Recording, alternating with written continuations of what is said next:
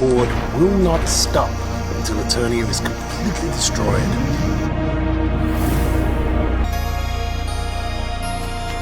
Death has come to Eternia, and I am he. For the honor of love, by the power of love, I have the power, I have the power. Hey guys, it's Jay. Welcome back to the channel. So, I'm not sure I wanted to make this video. A lot of other toy tubers have been covering this, and in my opinion, have been doing a great job of it. But after the news hit today about Diamond Select Toys, I felt it was time for me to say something. That coupled with the news coming out of Super7, it's just something that we can't ignore. As a matter of fact, it's something that we definitely should have a discussion about. So I really wanted to just come on here and talk about the situation happening with the layoffs in multiple different companies. But let's take a deep dive and see exactly what was announced over the past few days for both of these companies, as it's a sombering reminder that anything can happen in this tumultuous time with these tariffs, as well as with the way companies manage themselves. Let's have a look. All right, guys. So this is not the discussion I really wanted to have today, but it is important to talk about.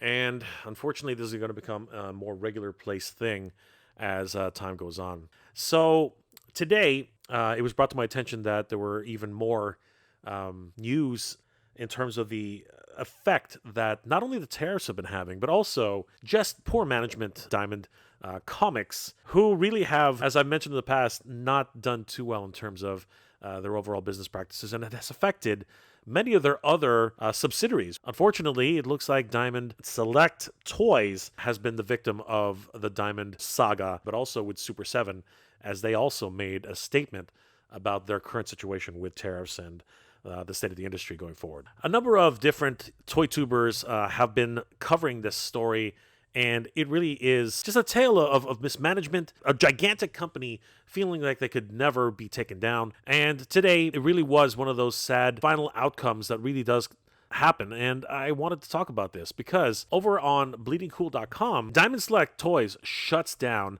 Say goodbye to those pre-orders. This article was published on May 22nd, 2025 by Tyler Roberts. According to this article, in May of 2025, the comic book collectible industry faced a significant upheaval as Diamond Comic distributor underwent a major restructuring.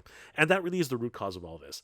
Diamond's practices, the way they actually went about their business, really did make for a massive situation that really came to a head this past few months. Following its Chapter 11 bankruptcy filing in January, Diamond's assets, including Diamond Select Toys and Gentle Giant, were acquired by Ad Popula. They are the parent company of NECA, Kid Robot, and WizKids. However, shortly after the acquisition, reports emerged that Diamond Select has been effectively shut down, with the entire staff laid off as part of Ad Popula's immediate restructuring measures. Among the shutdowns are Gentle Giant Limited, also known for its high-quality collectibles, and they were also impacted with operations ceasing and employees dismissed. We're talking about like the entire Gentle Giant collectibles section being dismissed. That's crazy. That is absolutely insane. You can see some of the great work that Diamond Select and Gentle Giant have done here, and it's just so sad that this has actually come down to this. These closures have left many in the industry uncertain about the future of their pending product releases and pre-orders. While the website for Diamond Select Toys and Gentle Giant remain online, it is unclear on when the existing orders will be fulfilled. Diamond Select has a wide variety of collectibles that were revealed months ago and have yet to be released. This includes the new Diamond Select figures of Deadpool and Wolverine, Lord of the Rings, the House of the Dragon, other releases including action figures, the arcade machine reissues of Tron Annihilation, and plenty of other Diamond Gallery statues. So all of these upcoming and announced orders are now in jeopardy and or will be delayed with a unknown timeline of release. This is just something which has been plaguing collectors for such a long time now. We reported earlier on how Mondo themselves have had to actually restructure and pause a few of their projects just based on the idea that the tariffs were just too high, how they were going to be doing their releases. And it seems like Diamond distributors and their whole kerfuffle with lawsuits and everything that's been involved has just been compounding and compounding and compounding. And now, obviously, purchase from Ad Populum has really made a mess of all this. And now the employees at Gentle Giant, as well as Diamond Select Toys, we can see here the additional statues, which are also in jeopardy of perhaps being canceled or, at the very least, being put on pause until they figure out exactly what's going on. On top of that, Gentle Giant has been crafting an impressive amount of Star Wars and Marvel collectibles. Among those still set to release are Jumbo Kenner Star Wars figures, limited edition young Marvel statues, and so much more. A massive shutdown like this easily creates a shift in the collectibles landscape, affecting retailers, collectors, and fans who have long supported these iconic brands. It is unclear what Ad Populum will do with these assets, but it seems doubtful that NECA will release them. As of right now, pre-orders are still live for all of these non-release collectibles, but new release dates have been added for Q4 2025. However, it is uncertain what the future holds for Diamond Select Toys and Gentle Giant Limited, so stay tuned right here on Bleeding Cool for any new updates. At the end of the day, the toys themselves are sort of secondary in my opinion. It's the jobs and the people who've been affected by this who are really the ones who are suffering. And it's just a sad tale of what happens when a company believes that they are untouchable and all of a sudden their biggest assets and partnerships with Marvel, DC, and Image, as soon as they departed from the actual landscape, Diamond was left holding the bag and really had nowhere else to go. This, of course, is a cautionary tale of a company that was struggling to stay afloat, but also compounded with the fact that the tariffs have been playing havoc with the collecting market. And Super7 is definitely feeling the pinch on that as they have layoffs and downsizes for their overall business. This has been covered by multiple toy tubers, including our good friends over at Tidarium Hanger, Toy Anxiety, and our good friend Mad Hatter Reviews, all speculating on the future of Super7. And it's about time that I talked about it, as a posting from Super7 social media pages has really shaken up a lot of people and shed a little bit of light on what's actually going on behind the scenes. This letter from Brian Flynn is rather somber and reads as follows. To our valued Super7 supporters, last week was really hard. As you may have heard, we had to make the difficult decision to let team members go. These are people who were doing their best work in the industry, none of whom deserve to be let go. I want to be clear, in this reduction of staff is a direct result of the tariffs applied to our industry. The preceding 6 months before the tariff announcement had been Super7's best since the inception of the company nearly 24 years ago. Then the landscape changed overnight, which is absolutely true. At one point, it was changing from day to day and even hour to hour. We were talking about 10% increases, 25% increases, 30% increases, then a jump to like 75, then to 100, and then all the way up to 125, and finally dropping at 145%. It was absolutely bonkers and really did throw the entire toy industry into chaos. The letter goes on to say, make no mistake, the tariffs is a tax on the American companies and American consumers. The people who lost their jobs last week were Americans across 16 different states. The 145 tariff effectively shut down our business, bringing new inventory levels to the factory to zero, compounded by the massive tariffs on pre-order production already in the water heading to consumers. This week's change in tariff to 30% is still a massive increase to the industry that requires significant change to work within. And this is not untrue. I mean, 145% is just bonkers. Who the heck wants to be in business if you have to charge 145% on top of your production costs to your consumer? There's just no business there. There's no profit to be made. So absolutely, I understand exactly where Super7 is coming from on that level. Even at 30%, literally no margins. Most companies work on anywhere between 15 to 30% margins. So you literally are just basically killing any profit that you have for the built-in cost of the MSRP, the manufacturer's suggested retail, and anything going forward. It was absolutely ridiculous how anyone could deal with this type of situation as a small business or even as a big business is ludicrous. Finally, it goes on to say, so what does this mean for Super7? Well, it means that we need to be smaller and focus on the core of our business while being very specific about what we make. This allows Super7 to be safe for the future and continue to deliver the awesome products we are known for. We still believe in the joy that making toys brings to all of us. We believe that the future will be better, and we look forward to continuing to deliver on that joy for the future. We hope to see you there with us. Brian Flynn.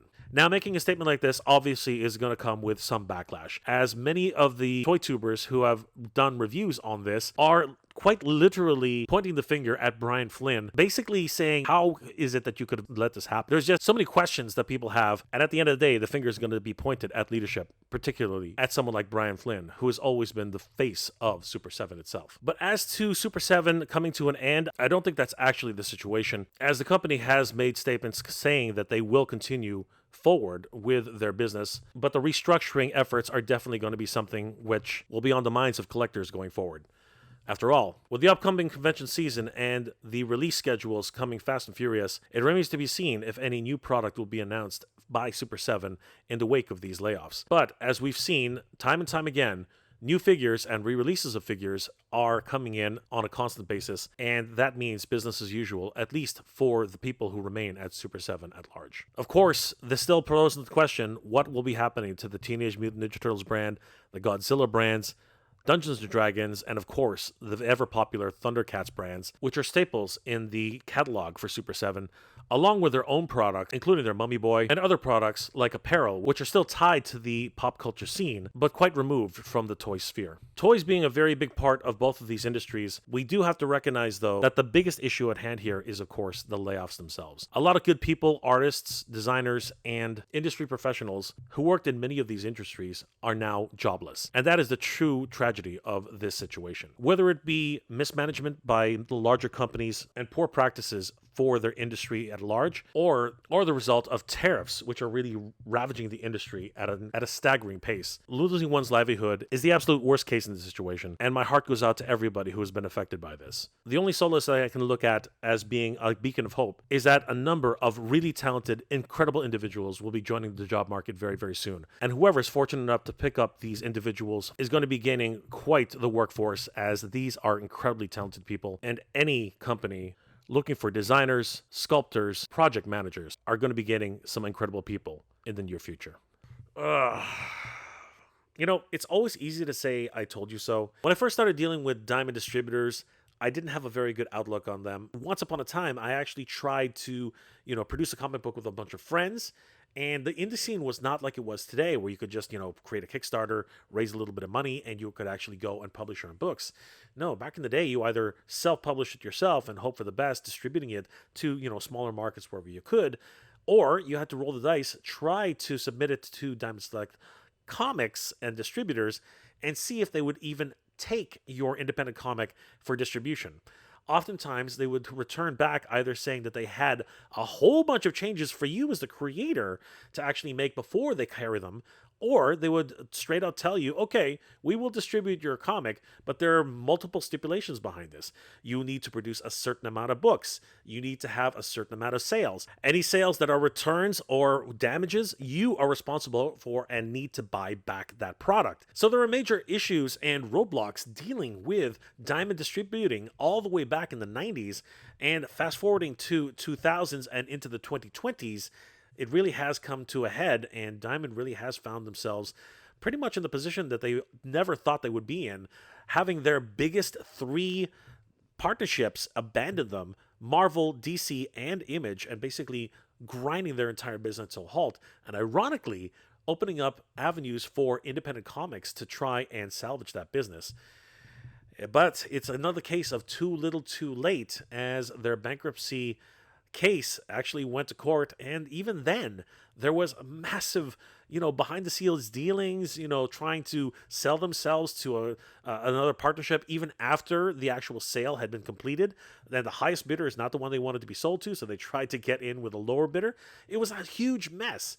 And now, finally, after all the dust has settled, it would appear that their subsidiaries are the ones that are suffering, particularly Diamond Select Toys, who now finds themselves completely shut down, and all of their employees apparently have been laid off. The same case has gone for Gentle Giant, where most of their toy department has been laid off, which is an absolute tragedy. This is a somber reminder of what can happen to a company that doesn't manage its properties well or their business well. But the tariffs themselves are wreaking havoc with the industry as a whole, and Super7 is definitely at the brunt of that, having to lay off many good people, designers, project managers, the like, and that's just absolutely tragic in and of itself. Having said that, though, the finger is always going to be pointed at management to find out ways of actually saving these jobs. And in this case, a lot of people are wondering what has been going on behind the scenes at Super 7. And some people are asking the big question, Brian Flynn, what is happening? Everything so far has been wrapped up in this tiny little statement, which has been made by Super 7. But is it enough to satisfy all the customers out there who really did admire many of these designers and project managers as they were delivering some of the greatest products for these particular IPs? And honestly, it's a real shame that they had to be let go. Let me know in the comment section below, guys, what are your thoughts about this whole situation with Diamond Select having to let go all of their employees, Gentle Giant having to let go many of their staff, and of course, Super 7 letting go key members of their design staff as well as their front-end staff. This is a dark time for toy collectors and the industry as a whole. But do you feel that these layoffs were justified, or that they are just the cost of doing business? Or do you feel that these jobs somehow could have been saved if management was able to do a better job of managing their overall business and restructuring in a certain different way, perhaps, producing less stock and maybe even letting go of certain IPs just to save a little bit of money instead of having to let go of all of these key people who helped to make these products happen? Let me know those comments in the comment section below, guys. Toy news continues in 2025, and unfortunately, it continues to be a little bit darker, but there are some bright spots on the end of the day. As a matter of fact, on a somewhat related note, I did some film news, that's right, noting that She-Ra, yes, She-Ra, the Princess of Power, was actually spotted on the set of The Fall of Grayskull 2, The Rise of the Horde, and this was a huge revelation. You can take a look at that video right here, and I'll see you guys there. We all doing well, staying safe. And as always, everybody, thank you very much for watching. Toy news is looking bleak these days, but there are some rays of light. And the Master Universe movie news continues to be interesting as of late. Good journey, everybody. Geek proud.